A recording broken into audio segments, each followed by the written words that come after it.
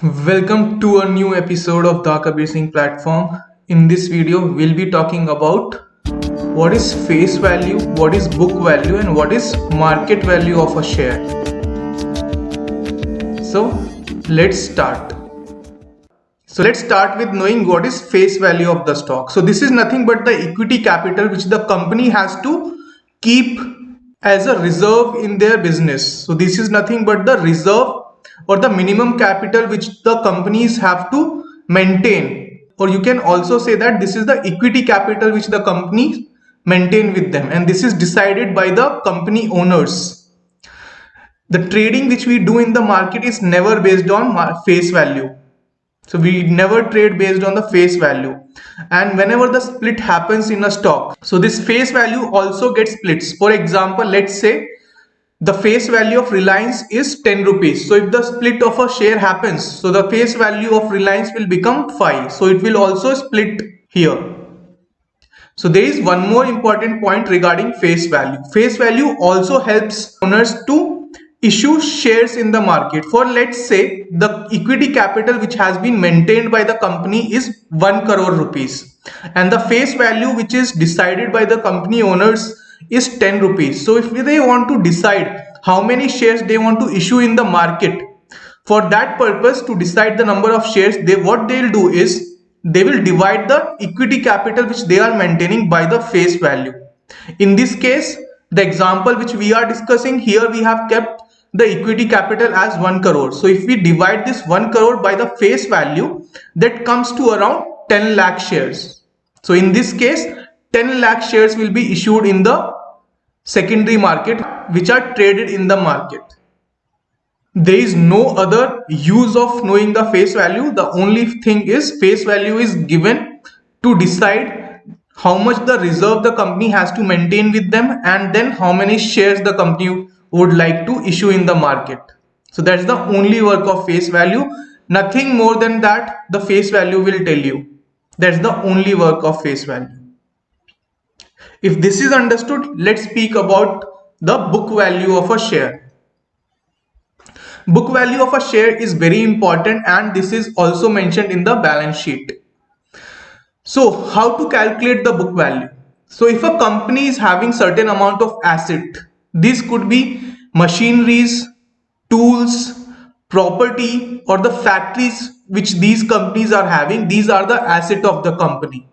If you subtract these asset value by the liabilities which the companies are having, liabilities could be the loans which the companies has taken.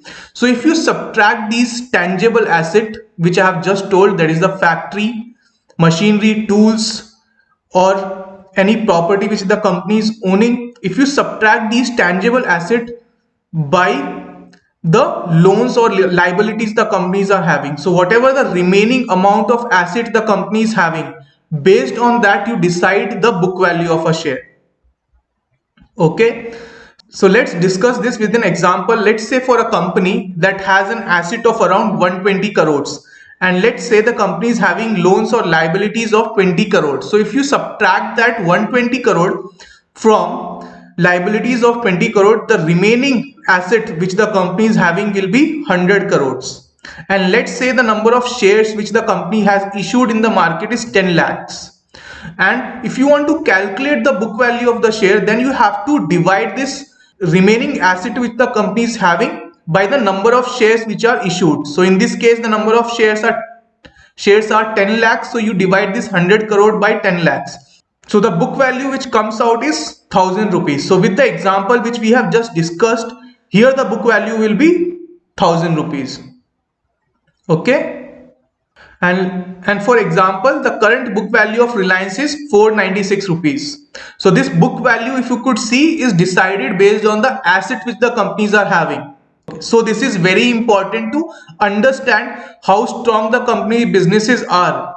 And in case, for example, if the company goes into insolvency and the company wants to close its business, so this is generally what the book value of a share which the shareholders get, and investors get in return if the company goes into insolvency due to any kind of emergency or loss in business. So this is what the shareholders gets, the book value of a share.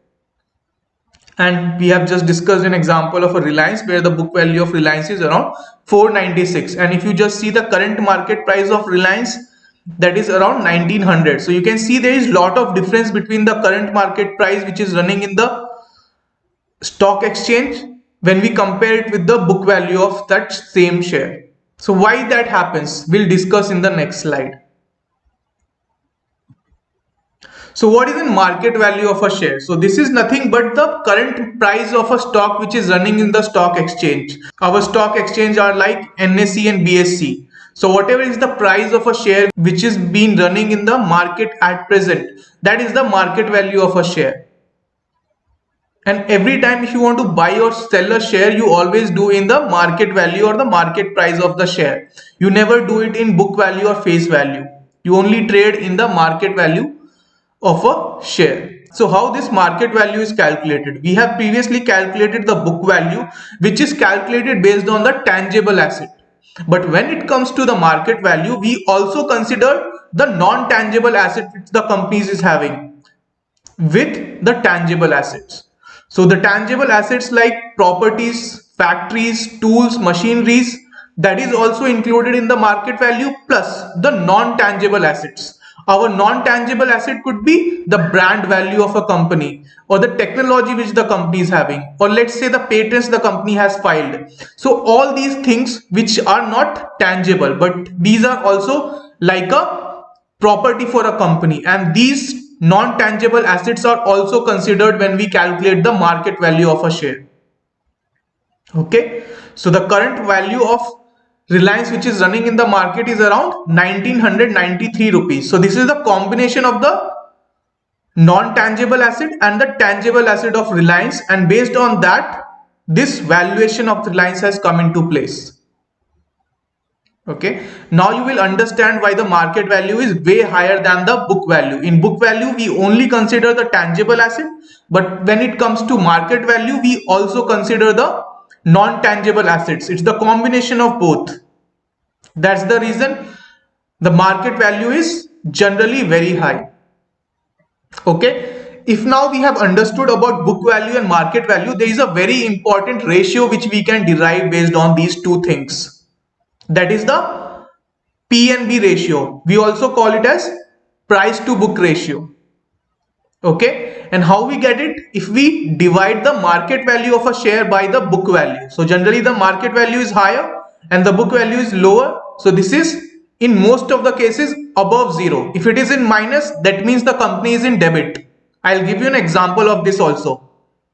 When a P/B ratio will be negative. So if a company is having a P/B ratio into negatives, that means you have to understand the company is not performing well and the liabilities of the companies are way higher than the asset which the company is owning at present. Okay, this P/B ratio is very important and it is used to analyze what can happen and what is the good price to enter in some particular companies.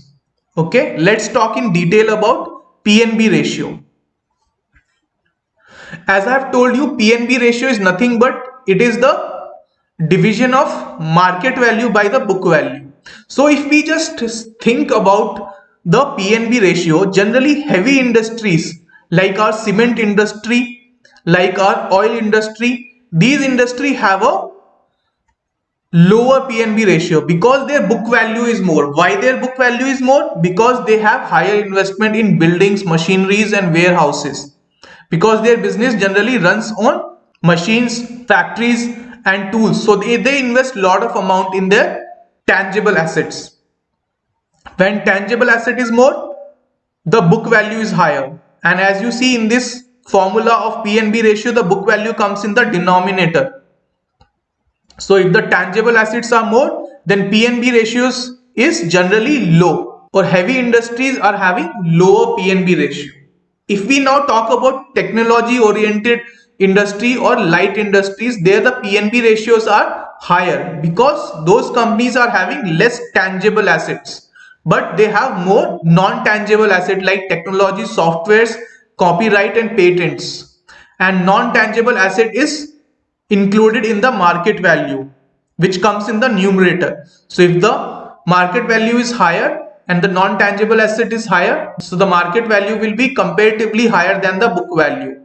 Because of that reason, the technology oriented company will have a higher PNB ratio, and this PNB ratio can be used to understand the right valuation of the company, because when you divide the market value by the book value, you'll get a number, and that number of PNB ratio you can compare with the companies of the same sector. You cannot compare two PNB ratios of two companies in different sector, because different sectors PNB ratios are different. Because I have told you, companies or sectors which have higher tangible asset, there the PNB ratio will be lower, and the companies which are having higher non-tangible asset, there the PNB ratio will be higher.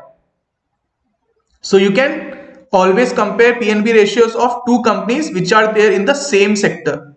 Let's say, for example, you can compare Infosys and Wipro because they are from the IT sector. You can compare Ambuja Cement and ACC Cement because they are in the cement sector. But you cannot compare ACC Cement and Wipro in terms of PNB ratio, because these two belongs to two different sectors. I hope you have understood this point. So tracking a PNB ratio can also tell you about the stability and the trend of the company. So if the PNB ratio is gradually increasing, that gives an understanding that the market valuation of the company is increasing, and you can understand that the company is a stable company, and you can think of investing and making a decision out of it. Let's see how PNB ratio of different companies are. Here, if you see, I have just calculated the PNB ratio of few companies.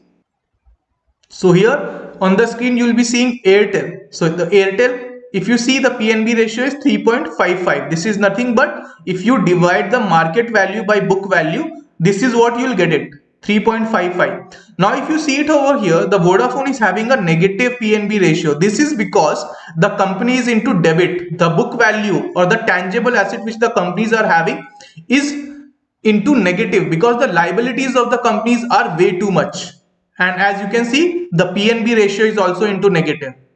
Okay, this gives us an understanding that the company is into debits. Okay, now let's see on the third day is ACC Cement. If you see ACC Cement, the PNB ratio is 2.79, and then Ambuja Cement, if you see, the PNB ratio is 2.33. So you can compare two PNB ratios of companies which are there in the same sector. And let's say in this case the PNB ratio of Ambuja Cement is little lesser than the ACC Cement. So if, for example, Ambuja Cements start performing well in their quarterly results, then you will see this PNB ratio will also increase because the company is performing well.